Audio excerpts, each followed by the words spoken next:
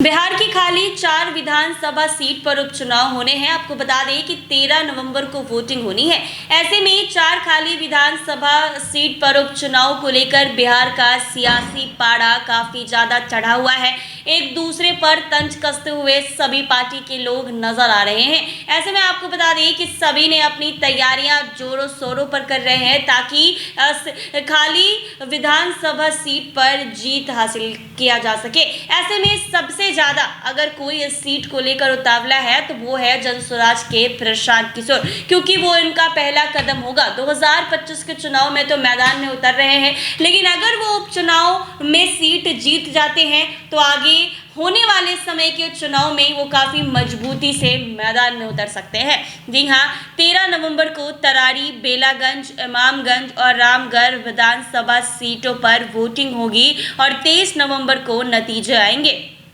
इसे 2024 में होने वाले विधानसभा चुनाव से पहले का सेमीफाइनल माना जा रहा है। महागठबंधन ने 3 सीटों पर आरजेडी, 1 पर सीपीआई-एमएल उम्मीदवार उतारे हैं। एनडीए की ओर से बीजेपी से 2 उम्मीदवार हैं। जदयू और हम से एक सीट पर उम्मीदवार खड़े किए गए हैं। कुल 38 प्रत्याशी मैदान में हैं। प्रशांत किशोर की जनसुराज पार्टी भी चुनाव लड़ रही है, जिससे मुकाबला और दिलचस्प हो गया है। 4 सीटों पर होने वाले इस उपचुनाव को अगले साल होने वाले विधानसभा चुनाव का सेमीफाइनल माना जा रहा है। इसीलिए एनडीए और महागठबंधन दोनों ही इसे गंभीरता से ले रहे हैं। एनडीए ने हाल ही में बैठक पर 2025 का विधानसभा चुनाव नीतीश कुमार के नेतृत्व में लड़ने का फैसला किया है। वहीं प्रशांत किशोर की नई पार्टी जनसुराज भी पूरे राज्य में सक्रिय है और उपचुनाव के साथ साथ विधानसभा चुनाव की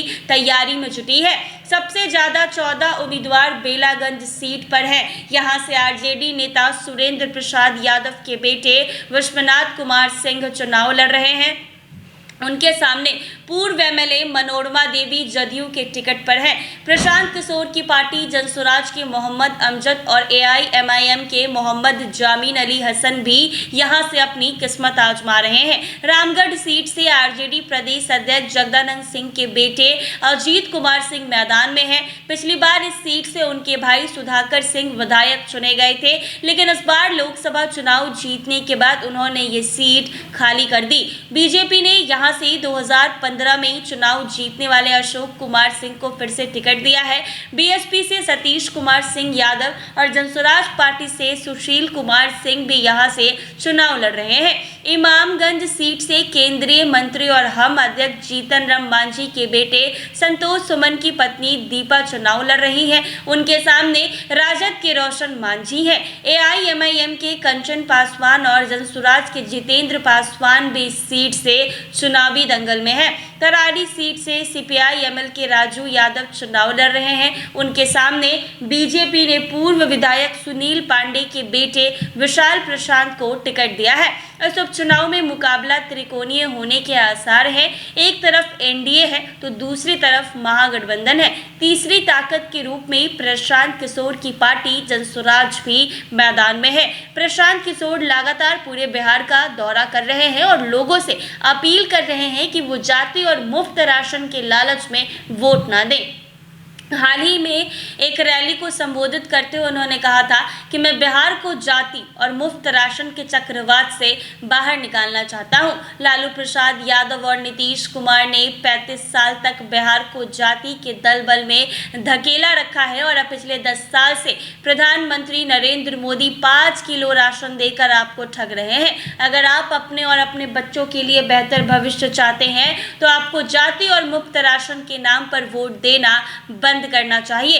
इस बीच केंद्रीय मंत्री गिरिराज सिंह की ओर से निकाली गई हिंदू स्वाभिमान यात्रा को लेकर भी सियासी घमासान मचा हुआ है।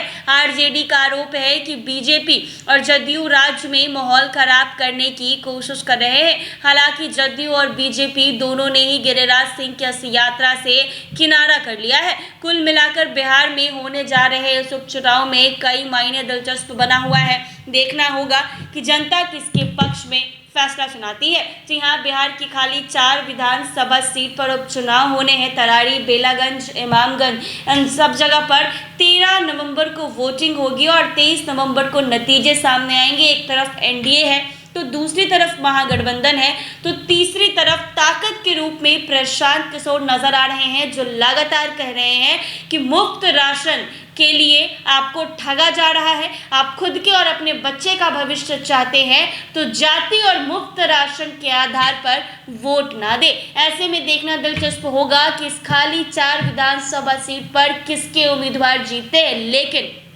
अगर प्रशांत किशोर इस सीट से जीत जाते हैं तो सेमीफाइनल राउंड प्रशांत किशोर का जीत वाला हो जाएगा। जी हाँ, इस उपचुनाव को सेमीफिनाले माना जा रहा है और 25 के चुनाव को फिनाले माना जा रहा है। अब हालांकि देखना ये होगा कि सेमीफिनाले में और फिनाले में किसकी जीत होती है। ऐसे ही तमाम अपडेट्स के लिए बने रहें NBC 24 पर।